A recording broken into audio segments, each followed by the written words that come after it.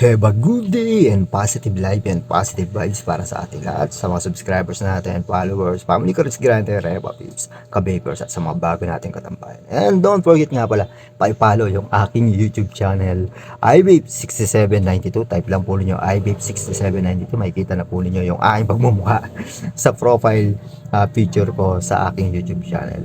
Meron tayong dinala sa atin yung ating subscribers, yung ating followers na cellphone about dito sa Samsung MO2. Di ba, may problema siya sa line, no? Kung napapansin niyo.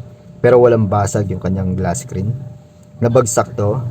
Ang possible na pwedeng gawin po sa kanya is mag-replace ng new LCD para mawala yung black at magamit. Dahil hindi na po siya ma-repair, okay, hindi na siya magagawa.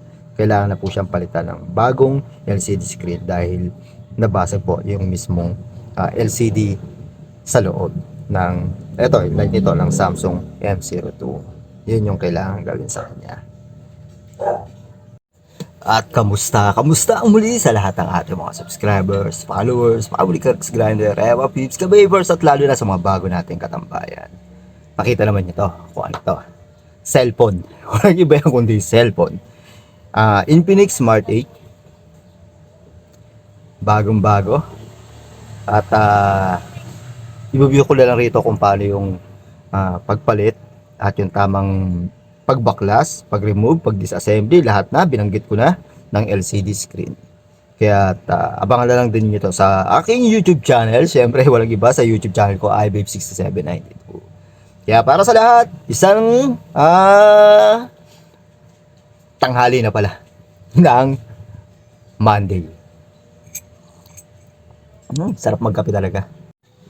Yung una pinagtsatsagaan niya pa. At nagagamit pa naman yan, hindi na talaga. Nagagamit sa hirap na. Wala na to. So ganito. Pakita ko lang sa inyo kung paano yung disassembly. At always naman, prepare natin yung ating mga gamit. Like yung ating metal spudger, yung ating DIY na plastic spudger. Baka may magreklamo na naman. Yung ating manipis na marami ako yan. Mga nakatabing bala rito. Saka yung ating DIY plastic spudger. Ito hindi niya alam kung saan to. Yun, kaya nyo bang hulaan to kung saan ko to kinukuha? Legendary na to.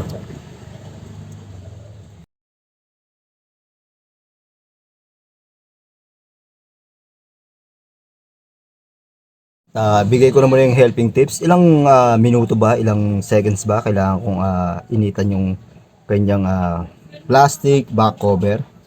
Same din sa ibang mga model na kailangan yung i-remove yung pinaka back cover niya gamit yung hair blower, kaya kung may heat gun kayo. Pero ako mas ako sa talaga hair blower dahil tama yung kanyang init, tama rin yung kanyang hangin, may minimize din yan, dalawa. Kita naman ninyo. Kaya depende na lang din yan, pero kakapain lang din naman ninyo. Huwag ninyong ganong ibabad para hindi maapektuhan yung camera, lalo sa part ng camera ay ingatan ninyo. At syempre nandito yung motherboard. Then ang kaibahan ng super thin na metal spudger, kayang-kaya niya kagad na pumasok, napaka-smooth yung pagpasok. Then i-support ko yung plastic DIY ko na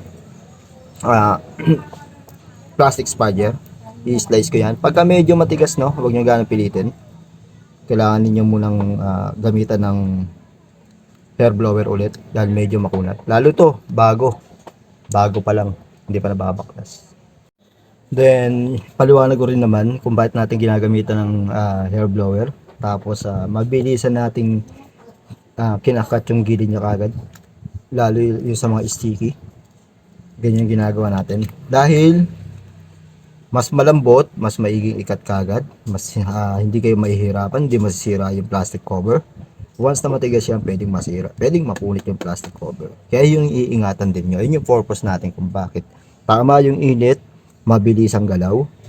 Lalo na rito, no, iingatan nito. Binabanggit ko, half inch lang. Pag sumagat to dito, pwede nyo madali to.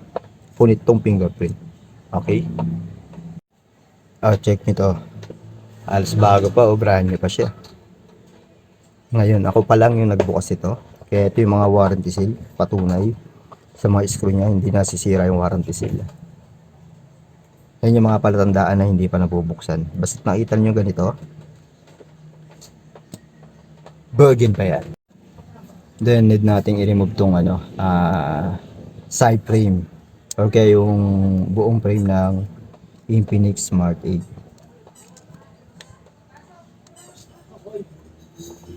Gamit yung aking super thin na metal spudger with plastic spudger. Request sa atin, gumamit daw tayo ng plastic spudger para hindi masira yung middle frame.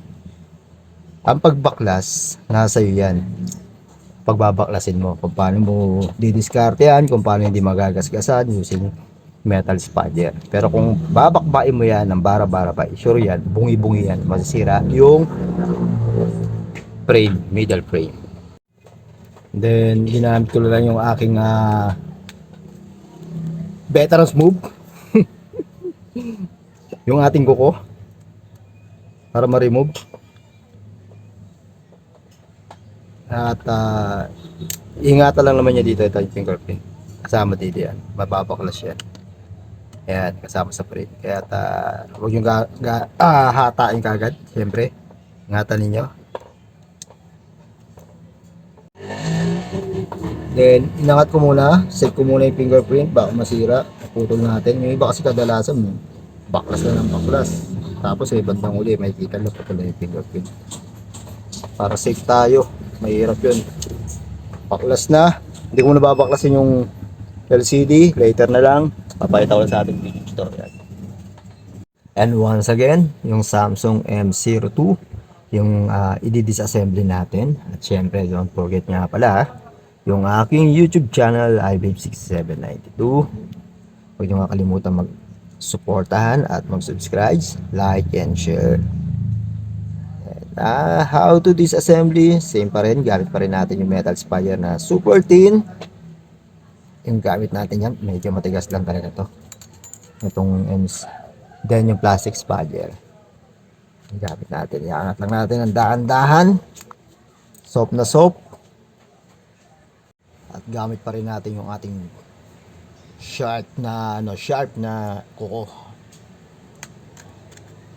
na ginamit natin para matanggal natin yung back cover ng Samsung M02.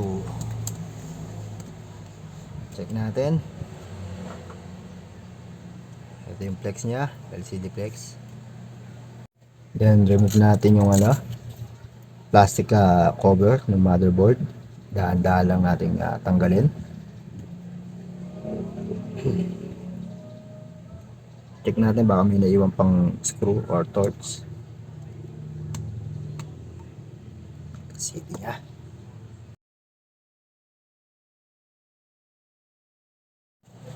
Then using super thin nating metal spudger, angat lang natin. Ito yung mga takip or kaya yung screen ng tempered glass, yung mga ceramic lang yun dito. Slice lang natin yan pababa, as baba, kabila, ganyan kadali. Ganyan natin kadali natanggal kagad. Original pa yung LCD nito.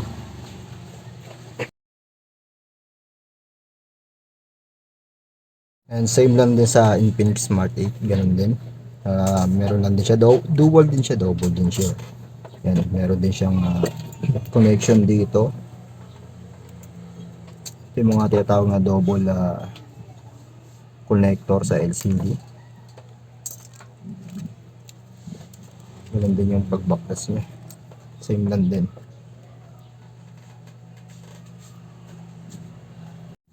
Ito na yung Samsung na M02. In-orderan natin. Okay din naman yung kulay niya. Ito yung pinagpalitan niya. Replacement ng LCD screen ng Samsung M02. Kaya tested na lang. Testing ko lang. Lagyan ko lang muna ng tape. Then pagbalik sa atin, saka ko lang i-fix para sure na hindi malulugi si customer. Meron siyang laban, meron din siyang warranty. At maganda rin naman kung sakali may problema, may babalik pa natin yung LCD screen. And ito na yung Infinix Smart 8. Ngayon, how to install a LCD screen. Tatanggalin ko na rin to. Kailangan ding i-remove to. Dahil ground din sa LCD yan. Then, yung sa front cam nya, tanggalin na rin ninyo para hindi kayo mahirapan. And how to fix yung board connector at yung second PCB board connector. Pasok lang ninyo yan at i-check din nyo mabuti. Lagi nyo tatandaan, i-check nyo mabuti. Pakita ko muna sa inyo how to insert or how to fix yung second PCB board, charging board.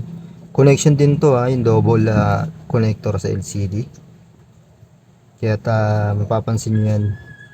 Kapag nasira to, possible na mawala ng charging or kaya ng headset, yung mga connection dyan. Then ganun din sa kanyang LCD connector. Ito yung pinaka main. Kaya ingatan nyo mabungay yung mga connector Ito yung connector niyan, yung mga ngipin, yung mga connection, dahil once na magkaroon ng konting loose yan or kaya putol dyan sa mga connector na yan, pwedeng hindi mag-display, pwedeng hindi gumana yung touchscreen, pwedeng hindi na mag-display, totally mag-blackout. Then connect na natin yung battery.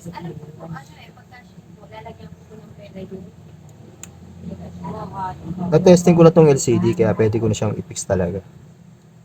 And check ko na muna itong Infinix Smart 8. Kamukha kasi ng Infinix Smart 6 HD. Yan, okay na siya. Under warranty pa rin yan. Ang kanyang flex double, ito yung pinagpalitan niya, yung original flex. Kahit kung makapansin ninyo, medyo malapad yung kanyang connector. Ito yung pinaklis natin. And how to fix yung back cover. Paano siya ibalik? Same lang din naman po. Kung paano yung pinaklas, ganun din. Dapat lang yung maigi. Yung pagkakalagay ng plastic back cover. Lalapat naman yan. Ang ginawa natin, same lang.